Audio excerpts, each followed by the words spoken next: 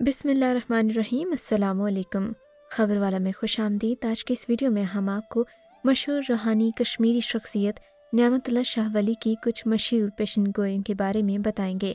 कुछ ऐसे वाक़यात जो इन्होंने अपने अशार के ज़रिए सदियों पहले ही उस वक्त बयान कर दिए थे जब ना मौजूदा बरतानिया कहलाने वाला उस वक्त का इंग्लिस्तान एक अमीर मुल्क था, ना हिंदुस्तान पर मुग़लों की हुकूमत थी, ना ही अंग्रेज़ों ने बरे सग़ीर में मुसलमानों पर जुल्म के पहाड़ तोड़े थे।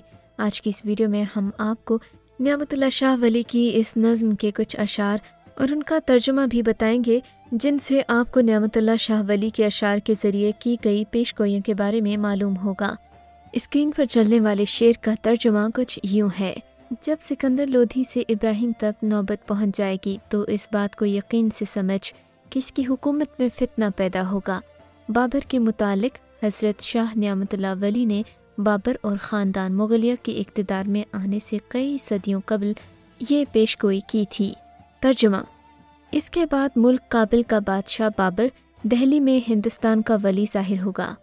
अगले शेर में शाह नियामतुल्लाह वली कहते हैं, फिर अल्लाह ताला की तरफ से बादशाही हुमायूं तक पहुँचेगी, जबकि इस दौरान कुदरत की तरफ से एक अफ़गान ज़ाहिर होगा।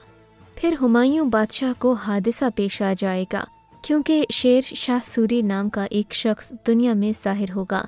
इस तरह हुमायूं बादशाह हिंदुस्तान पर कब्ज़ा कर लेगा और अकबर मुल्क का बादशाह बन जाएगा। नियामतुल्लाह शाह की ये पेशगोइयाँ नाम ले लेकर जहांगीर, शाहजहाँ, औरंगज़ेब वगैरह के बारे में की गई हैं, और वही हुआ। मुग़ल बादशाह ज़हीरुद्दीन बाबर ने हिंदुस्तान पर हमला किया और फिर मुग़लिया सल्तनत कायम हुई। फिर अंग्रेज़ों के बरे सग़ीर में इक़्तिदार का उस वक्त बताया जाता है जब इंग्लिस्तान एक कमज़ोर सा गरीब जजीरा था और उसके उरूज में अभी कई सदियाँ बाकी थीं। फिर हमने देखा कि कैसे अंग्रेज़ों ने हिंदुस्तान पर कब्ज़ा किया और 250 साल तक हुकूमत भी की। एक और शेर का तर्जुमा सुनिए। उसके बाद ईसाई तमाम मुल्क हिंदुस्तान पर कब्ज़ा कर लेंगे। 100 साल तक उनका हुक्म हिंदुस्तान पर चलता रहेगा। फिर अंग्रेज़ों के फितने का बीज बोकर हिंदुस्तान छोड़ने का जिक्र होता है।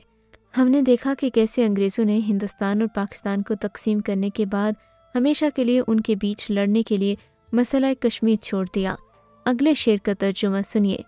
अगरचे अंग्रेज़ हिंदुस्तान को खुद ही छोड़ जाएंगे, लेकिन वो अपने मकरो फ़न से लोगों में एक जानलेवा झगड़ा छोड़ जाएंगे। पाकिस्तान के क़याम, उरूज और सकूते ढाका का जिक्र होता है, जिसके बारे में शाह वलील्लाह कुछ यूँ कहते हैं। जब हिंदुस्तान 2 हिस्सों में तकसीम हो जाएगा, इंसान का खून बेदरग जारी होगा, शोरश व फितना इंसानी सोच से बाइद होगा। इस शेर में वाज़ेह तौर पर हिंदुस्तान और पाकिस्तान के वजूद में आने और बरे सग़ीर के 2 टुकड़े होने का जिक्र है। अगले शेर में नियामतुल्लाह शाह वली पाकिस्तान के बारे में पेशगोई करते हैं। मुसलमान अपने असलाफ के इलाके पंजाब, सिंध, सरहद, बलूचिस्तान में पनाह लेंगे। इस रंज और मुसीबत के बाद इनमें बख्त आवरी ज़ाहिर होगी। नियामतुल्लाह शाह वली ने 1947 के बाद के ज़माने की पेशगोई कुछ यूँ की। इस्लाम का नारा 23 साल यानी 1947 से 1970 तक बुलंद रहेगा। उसके बाद दूसरी बार उन पर एक कहर ज़ाहिर होगा और ठीक 23 साल बाद हमने देखा बांग्लादेश वजूद में आया और पाकिस्तान टूटा। अगले शेर में नियामतुल्लाह शाह वली कहते हैं, मुसलमानों पर अपने मुल्क की ज़मीन तंग हो जाएगी और तबाही और बर्बादी उनकी तकदीर में ज़ाहिर होगी। आपने देख लिया कि हज़रत शाह नियामतुल्लाह वली ने कई सदियों कबल ही आज के हालात 100% दुरुस्तगी के साथ बता दिए थे।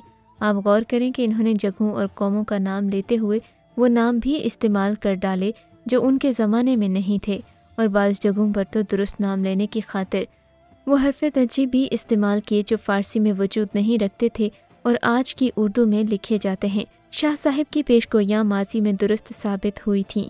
अब हम नियामतुल्लाह शाह वली की मुस्तक़बिल के बारे में की जाने वाली पेशगोइयों की तरफ चलते हैं। इस शेर का मतलब कुछ यूँ है।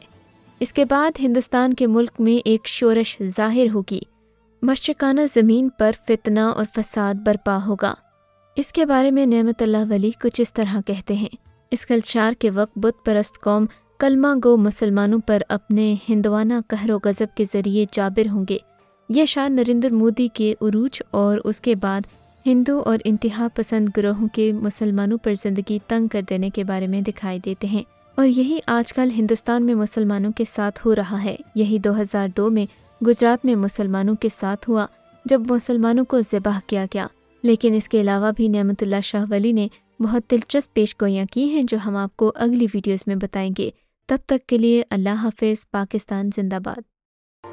مزید ایسی اپڈیٹس کے لیے خبر والا کو سبسکرائب کر دیجیے، کیونکہ ہم آپ کو دنیا بھر کی خبریں دکھاتے اور سناتے ہیں۔